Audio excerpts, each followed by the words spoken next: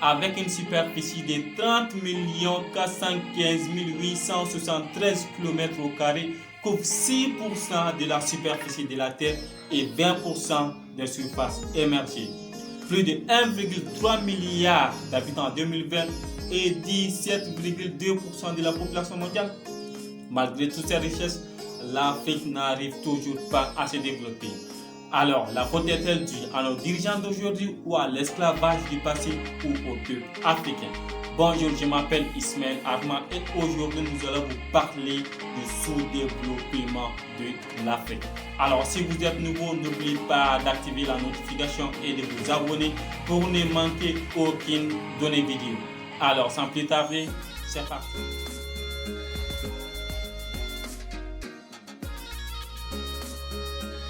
Aspect numéro 1, l'esclavage. La traite négrière ou encore traite des Noirs est le commerce des esclaves noirs transportés de l'Afrique vers le Moyen-Orient et l'Amérique. Elle a débuté à partir du XVe siècle sous la tutelle des Européens et durant 3 siècles.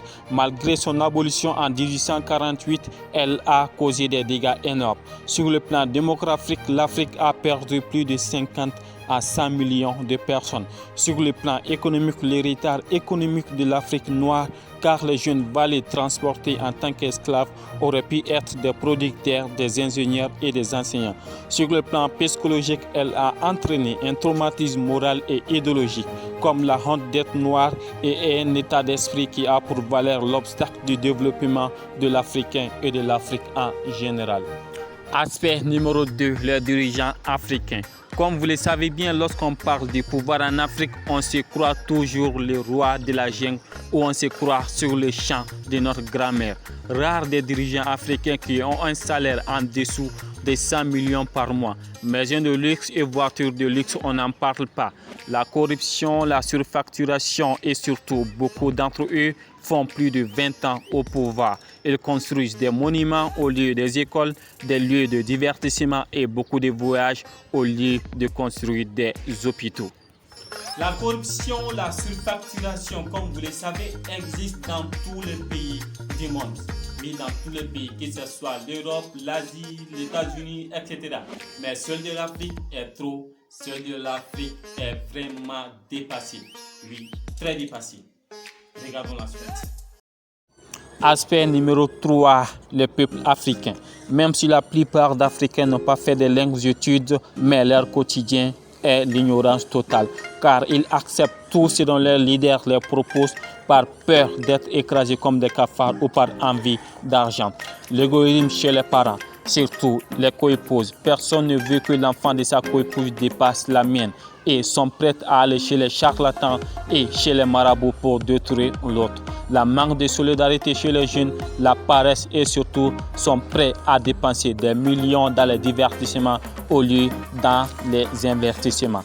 L'immigration, car chaque année des milliers de jeunes africains meurent dans la mer Méditerranéenne alors que ces jeunes auraient pu être un atout au développement de l'Afrique en acceptant de travailler plus dur. Et sans oublier que la plupart des jeunes africains préfèrent boire du thé dans les grains au lieu de travail dur. Prenons le cas de la Chine. La Chine était un pays misérable avant, mais aujourd'hui est pu devenir la deuxième puissance économique du monde. À vrai dire, l'esclavage, les dirigeants africains ont un peu freiné le développement de l'Afrique. Ça, tout le monde le sait déjà. Oui, tout le monde le sait déjà. Mais à 80%, la faute est au peuple africain. Car je vous donne un exemple. Oui, un exemple. Du côté assainissement. Un jour, lorsque je roulais ma moto sur le goudron, il y avait une dame, c'est-à-dire une vendeuse de légumes à côté de ce goudron et une poubelle à côté d'elle. Malgré qu'il y a la poubelle, la dame prenait des légumes gâtés pour jeter ça dans les rues, sur le goudron. Ça, c'est une mauvaise habitude. Et prenez un exemple d'un Africain qui arrive à construire une maison à 400 millions ou 300 millions de francs CFA, mais qui n'arrive pas à enlever un simple 2 millions ou 3 millions pour arranger sa portail. Voyez un peu. Vous prenez l'exemple d'un boutiquier qui bannit sa boutique, enlever les ordures pour venir jeter ça dans les rues. Et après, lorsque les rues sont sales, ils viennent nous dire que la faute est aux dirigeants. Alors que c'est impossible de voir un président prendre du balai, venir balayer les ruelles. Cela est impossible et du jamais vu. Oui, bon, du jamais vu, à part pour le Kagame, je crois, du Rwanda. À part pour le Kagame. Alors, si vous avez aimé la vidéo, n'oubliez pas d'activer la notification et de vous abonner pour nous encourager. Alors, on se dit à la prochaine fois. Bye bye, ciao.